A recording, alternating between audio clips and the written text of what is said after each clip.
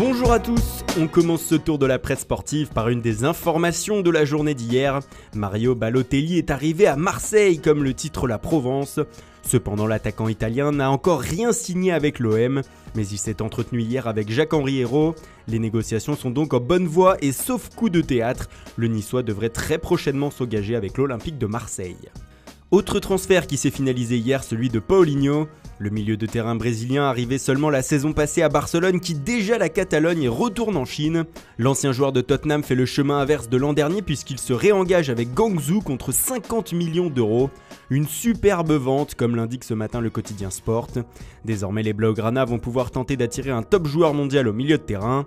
Cependant les assauts contre leurs joueurs ne seraient pas finis. À en croire Mundo Deportivo, le Paris Saint-Germain aurait proposé 270 millions d'euros pour recruter Philippe Coutinho.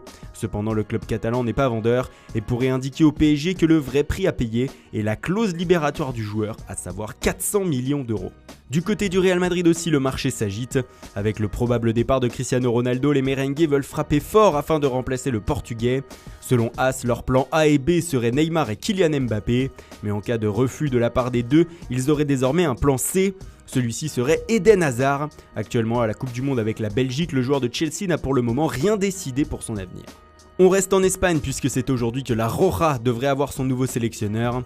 Après le départ hier de Fernando Hierro, la sélection espagnole se retrouve sans coach. Mais selon Marca, le nom du remplaçant est déjà trouvé. Il s'agit de l'ancien coach du Barça, Luis Enrique. Il aurait plu à la fédération qui devrait officialiser la nouvelle ce lundi. Au Brésil en revanche, malgré l'élimination en quart de finale de la Coupe du Monde, la continuité devrait l'emporter. Selon Lance, l'actuel sélectionneur Tite devrait être conduit à la tête de la Seleção.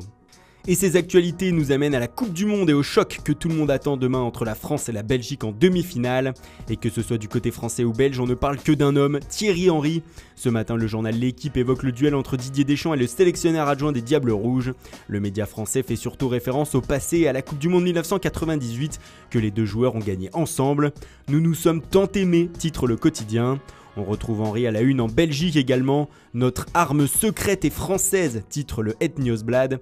Enfin pour la dernière heure, c'est la phrase de Nasser Chadli qui ressort. C'est de nouveau le match de notre vie, a déclaré le héros du 8e de finale contre le Japon. Enfin, on termine par l'autre demi-finale qui aura lieu mercredi soir. Et l'Angleterre, en affrontant la Croatie, se met à rêver d'un nouveau titre mondial.